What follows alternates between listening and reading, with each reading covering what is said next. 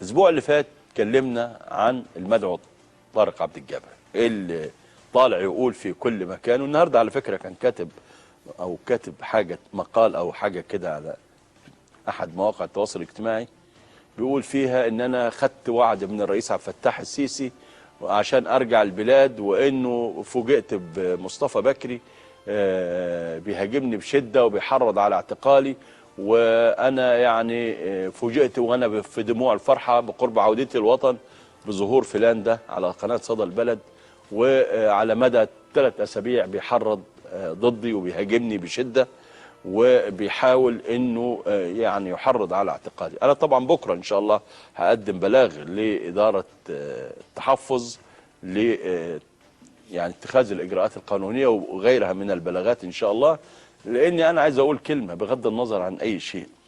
كل من يرتكب جرما ويحرض على العنف والقتل ويقف على منصه رابعه ويطلع في القنوات اللي بتطلع من بره الاخوانيه ويوجه شتائم وانتقادات وتطاول على رئيس الدولة الرئيس عبد الفتاح السيسي، أو على جيش مصر العظيم، أو على البلد اللي شالته في يوم من الأيام وخلته بني آدم، ويجي النهارده يقول لا والله أنا عيان ونفسي أروح مصر أدفن في مصر. لا، احنا مصر مش عايزينك، مش عايزينك ولا عايزين أي واحد ارتكب جريمة في حقنا، لأن أنا لو سامحتك هسامح الإخوان بعد كده. ثانيا، مفيش اي بيان رسمي يقول ان السيد الرئيس قال ده يجي او ما يجيش.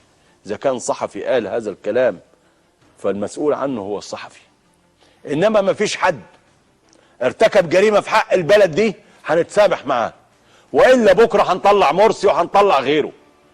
في دماء سالت وفي ناس ماتت على ارض هذا الوطن. لو احنا سكتنا وسامحنا وتعاملنا بالطيبه مفيش بلد، لان كل واحد من الجيش اللي قاعد بره هيجي يقول والله انا عايز ادخل مصر. والغريب ان وسائل اعلام كتيره سواء اتصالات هاتفيه او كلام في الصحف واحاديث، ده انتوا بتعاملوه كانه بطل قادم من الخارج. ازاي يا جماعه؟ ما تدخلوا على اليوتيوب وشوفوا ماذا كان يقول. انا اعرض لكم حاجات بسيطه من قومه كبيره جدا من الاقوال والتصريحات اللي قالها هو او غيره. الكلام ده لابد ان يكون عرضة للحساب. البلد دي مش مستباحة الى هذه الدرجة، وناسنا واهلنا وشهدائنا ما ينفعش نتصالح على دمهم، ما ينفعش نبيعهم في سوق النخاسة، ما ينفعش.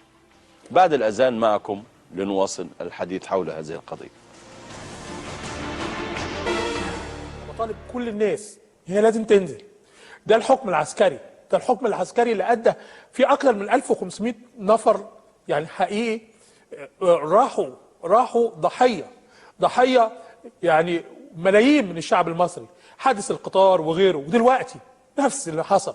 احنا مش عارفين اللي حصل في السويس، قناه السويس الجديده، مش عارفين ايه اللي حصل في الناس اللي بتموت كل يوم على انبوبه البوتاجاز، الناس اللي بتنتحر. كل ده الحقيقه مأساة لم يتم محاسبة مبارك اللي كان رئيس مخابراته الحربية عبد الفتاح السيسي، وكان المشير طنطاوي اللي تم تكريمه من قبل السيسي وغير السيسي، كان لازم يتحاكم.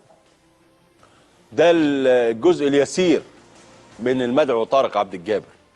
دي حاجة بسيطة، في حاجات ما نقدرش نزيحها من أساسه. هل هؤلاء يسمح لهم بالعودة إلى مصر؟ هل يا سيادة الكاتب الصحفي اللي خرجت تنقل كلاما عن الرئيس السيسي لم يثبت صحته بأي حال من الأحوال تسمحوا للناس دي تدخل بلدنا بالشكل ده؟ مش هيدخل، وهنقدم بلاغات، ومش هنسيب حد تطاول على هذا البلد أو تطاول على قيادته أو جيشه أو مؤسساته. اللي عايز يتسامح يتسامح، بس احنا مش هنتسامح، شعبه مش هيتسامح، ولا اظن ان سياده الرئيس هيتدخل في امور زي كده خالص. لا اظن، بيترك القضاء هو اللي بيتحرك وهو اللي بياخد قراره. فلا يجب ان البهوات اللي عايزين يلبسونا هذه الشخصيات اللي تآمرت على البلد واللي ادعت ادعاءات كاذبه، لما واحد يقول لك اللي حصل في قناه السويس عايز يقول الحدث اللي نشروه قبل كده وقالوا في ناس ماتت وغيرها من الاكاذيب والادعاءات. الناس دي لو عندها دم ما تجيبش سيره ولا اسم مصر على لسانها ابدا، لان مصر لفظتهم من جسدها. مصر لا تقبل اي خائن ولا اي عميل. اهو موجود على منصه رابعه. عملت لك ايه مصر انت او غيرك؟ خلاص احنا اسقطناكم من الذاكره، مش محتاجين حد. احنا هندافع عن بلدنا في مواجهه اي خاين وفي مواجهه اي عميل، ومفيش تسامح مع حد.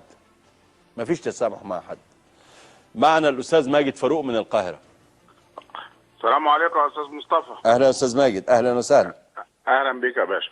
انا كان ليا تعليق الحقيقه بخصوص الاخ ده، هو وحالات تانية زيه كتير اليومين دول في مصر. يعني اولا طبعا احنا كمصريين يعني بننتمي لهذا البلد، نرفض عودة انسان زي كده اساء لينا واساء للبلد، بل الخيانة في دمه. يعني هذا الشخص اللي يطلع بره ويعمل كده في بلده اصلا لا يستحق انه ينتمي ليها، ده مبدئيا يعني. والنغمه اللي طالعه بقى اليومين دول الجديده بتاع الافاق اللي اسمه سعد الدين ابراهيم ده، بحكايه المصالحه اللي عمال يقبض من قطر وبيقبض من موزه. احنا كمصريين طبعا بنرفض هذا الكلام، لان دي متاجره بالبلد من ناس ما عندهاش لا انتماء لا للبلد دي ولا لغيرها، انتمائهم كلهم اللي بيديهم قرش يوطوا ينعلوا يلحسوا النعال زي الحساله. فاحنا طبعا الناس دي بنرفضها رفض شكرا كامل. استاذ ماجد، شكرا الف شكر استاذ ماجد. معنا الاستاذ شحاته محمد عثمان من قنا. استاذ شحاته اتفضل. السلام عليكم يا استاذ مصطفى. وعليكم السلام، اهلا وسهلا. يعني الحمد لله لابد من كل فتره يعني يبقى في وقفه وحساب حتى نعرف الوطن الصادق والمخلص من الذي يعني يبيع وطنه لاقل الامور. انا كده باوجز حديثي عن هذه الحلقه وبقول مثل مهم جدا. المثل يقول: لما اشتد ساعده رماني، ده لمن يسيء اليك وقد احسنت اليه. وعايز يعني اوصل رساله للاخ شفاه الله، اقول له: قوي الذي يدمر واقوى الذي يعمر. اللي حصل ده هو لابد من ميزان ومعيار شرعي وطني للصدق والانتماء. نعم. الانتماء الصادق الحقيقي او لا انتماء. صحيح. والثواب والجزاء من جنس العمل. صحيح. واذا كانت هناك توبه صادقه لها شروط ويلزم اي توبه، الخيانه ما فيهاش توبه. صحيح. ويتلقى الجزاء والرضا مرغما بما اقترفت يداه. صحيح. يا استاذ مصطفى، احنا لابد ان يكون لنا وقفات حتى لا يصير هذا، حتى لا نستباح ويصبح ذلك منهج. شكرا استاذ شحاته. معنا الاستاذ كرم الانصاري. حاجة كرم. استاذ مصطفى، اهلا بيك، اتفضل. احييك على هذا. استاذ كرم، يبدو ان الخط قطع، لكن في كل الاحوال اللي انا عايز اقوله انه الشعب المصري بطبعه ما بيحبش الخيانه، ما بيحبش الغدر، ما بيحبش التآمر. ولما يوصل الامر الى بلده، الى حياته، الى اهله، الى ناسه، الى جنوده، مفيش تسامح. معنا مرة اخرى الحاج كرم الانصاري. حاج كرم اتفضل. استاذ مصطفى. نعم. مساء الخير واحييك على النور. هذا البرنامج العظيم. اهلا بيك. استاذ مصطفى، انت ذكرتني بالقائد الشهيد صدام حسين البطل. نعم. معي انت؟ معاك. سعادتك، انا كنت عندما ما كنت في طالب في الثانويه العامه وزرت العراق من اقصى الجنوب الى اقصى الشمال. نعم. واستوقفني في يوم في حي البياع. نعم. في العراق الحبيب، في بغداد الحبيبه. نعم. فكان صدام حسين البطل في زياره لحي البياع. نعم. فاحنا نزلنا من السياره حتى نحن نحييه كمصريين. فالحمد لله استوقفنا وطلبنا بالاسم عندما عرفنا انه احنا مصريين، فحيانا وسالنا. فسالنا وكل واحد: انت منين وانت منين؟ فعرفناه. فانا قلت له: من احدى محافظات صعيد مصر، من كده. فضمني اليه وقال لي: اي خدمات في العراق فهذا هو صدام حسين نعم. الشهيد العظيم البطل. نعم، ربنا يكرمك. أحييه في ذكراه. شاكرين جدا، شكرا. اللواء نبيل عبد الرشيد. سيادة اللواء. ايوه سيادة اللواء، اتفضل يا فندم. مساء الخير يا باشا. مساء النور. سعيد ان انا اسمع سيادتك. الله يكرمك. انا بقول حاجه رد على الكذابين اللي زي الافندي اللي سيادتك جبت اسمه دون. نشوف السيسي لما طلب حفر قناه السويس طلب 40 مليون دولار في مليار دولار. الشعب المصري مش بره، الشعب المصري ادى اضعاف هذا المبلغ. مليار ليه؟ جنيه. لانه نعم. عارف هو بيدي لمين. نعم. ولما حفر قناه السويس ما كانش بالسخره ولا بالتعذيب. نشوف قناه السويس لما اتحفرت ايام ايام الخديوي اسماعيل وسعيد. نعم. مات 100,000 وكانوا كلهم بالسخره. نعم. 100,000. نعم. ايام السيسي مات حد؟ لا. السيسي بيحمي الدوله وبيحمي الشعب، وهو يعني هقول صوره من عبد الناصر. ويا ريت طبعا يعني عبد الناصر قامه كبيره، ويا ريت نرجع تاني لهذه الايام. وانا كان ليا تعليق برضو باللي هاجموا القضاء. اللي بيهاجم القضاء المفروض يكون بيفهم في القانون. شكرا جزيلا لك سيادة اللواء. معنا الاستاذ محمد مليجي المحامي من المنوفيه. استاذ محمد. السلام عليكم يا مصطفى بيه. وعليكم السلام، اتفضل يا فندم.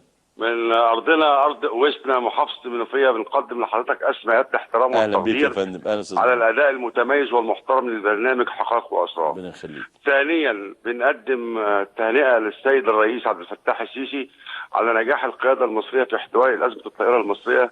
نعم. في اجمل صوره اتفضل. واجمل وجه. نعم. ثالثا سعادتك بنقدم العزاء لسياده اللواء كامل الوزيري، ونتمنى من الله ان يسكن والدته فسيح جنات. اتفضل. رابعا بنشجب، وانا حزين يا مصطفى بيه، بنشجب كل من يعتدي على القضاء المصري. نعم. القضاء المصري قضاء نزيه وقضاء محترم. نعم. وكل من يعلق على القضاء المصري يجي المحاكم ويشوف القضاء بيتعبوا ازاي. صحيح. القضاء المصري مجرد من الهوى يا مصطفى بيه. وهناك طريقه واحده للتعليق على الاحكام يرسمها القانون، اللي هي طرق الطعن. اما بقول لهم يا جماعه لا تعطوا فرصه لكل مع خائن وكل عدو ان ينال من هيبه القضاء المصري. صحيح.